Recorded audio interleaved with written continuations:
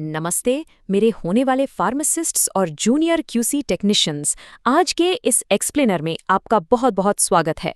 मैं हूं आपका होस्ट और आज हम एनालिटिकल केमिस्ट्री के एक ऐसे शानदार सफ़र पर निकलने वाले हैं जो आपकी प्रवेश परीक्षाओं और लैब के रोज़मर्रा के काम दोनों के लिए एकदम गेम चेंजर साबित होने वाला है।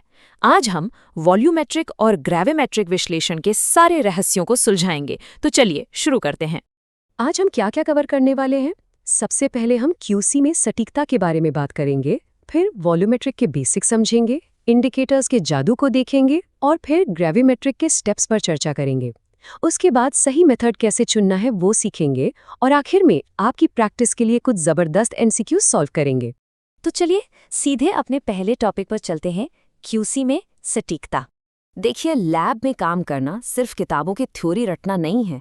जब आप खतरनाक टाइट्रेशन रसायनों के साथ काम कर रहे होते हैं तो आपको सेफ्टी गॉगल्स और ग्लव्स ज़रूर पहनने चाहिए, खासकर तब जब आप ओवन में कुछ सुखाने वाली प्रोसेस कर रहे हों।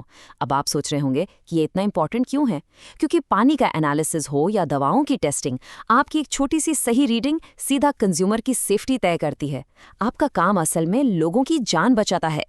इसीलिए मैं हमेशा कहता हूं कि सटीक विश्लेषण वो अदृश्य ढाल है जो हर फार्मास्यूटिकल सुविधा में उपभोक्ता उत्पाद सुरक्षा की रक्षा करती है।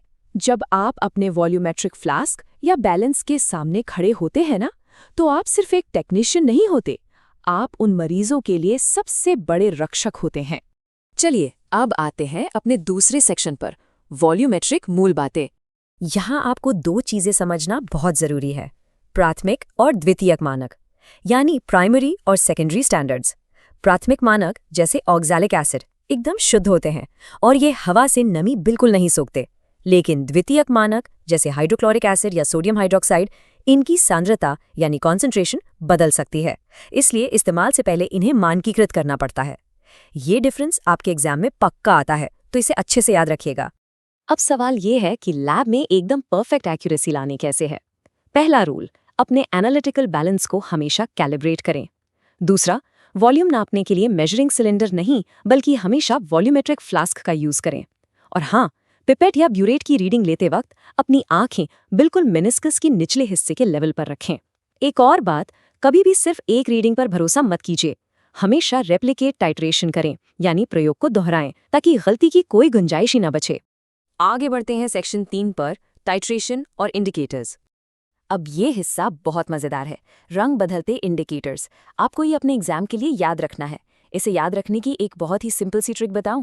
फिनॉलफिथिलीन बेस में पिंक हो जाता है। याद रखिए, पी से फिनॉलफिथिलीन और पी से पिंक।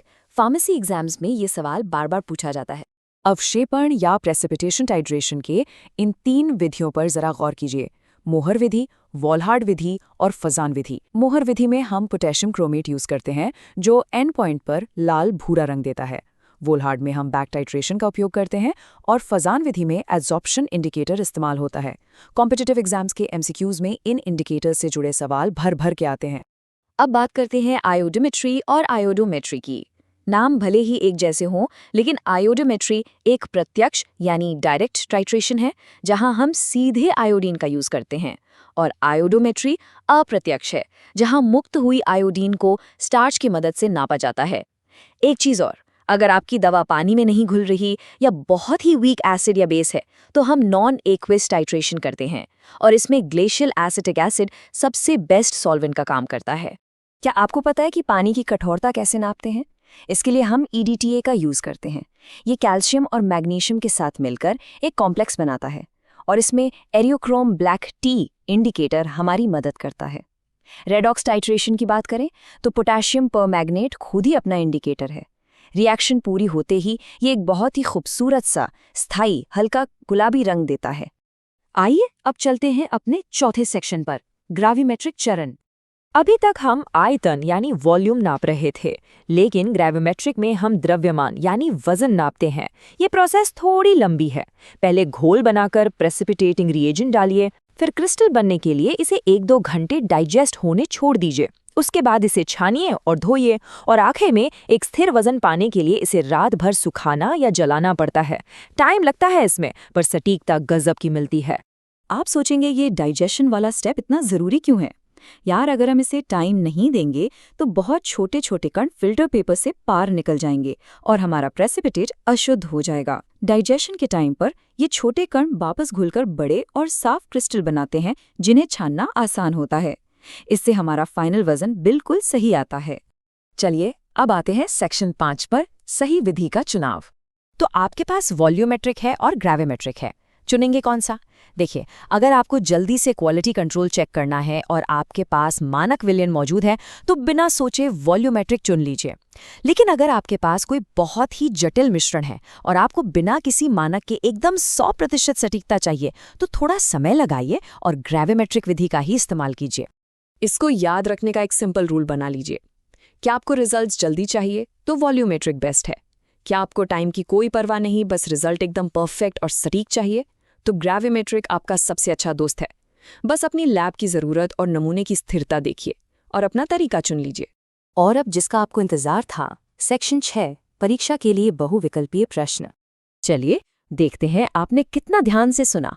पहला सवाल, अवक्षेपण टाइट्रेशन की मोहर विधि में विशेष रूप से किस इंडिकेटर का उपयोग किया जाता है?